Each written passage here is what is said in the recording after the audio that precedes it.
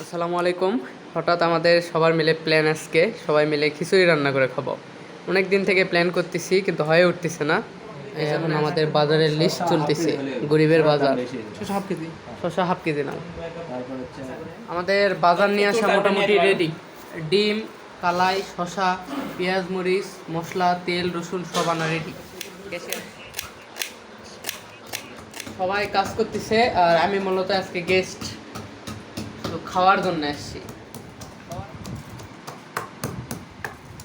এখন সোনামাপা মেশিন দিয়ে মাপজোক হচ্ছে, ভুল করা যাবে।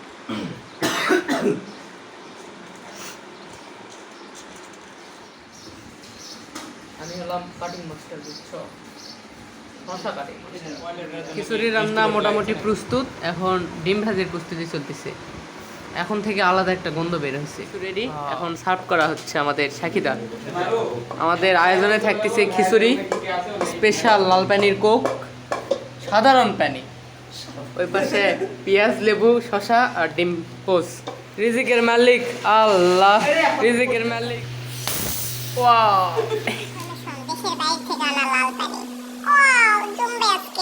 খাওয়া দাওয়া আমাদের শেষ, আর কারোর সাথে কোনো সম্পর্ক নাই।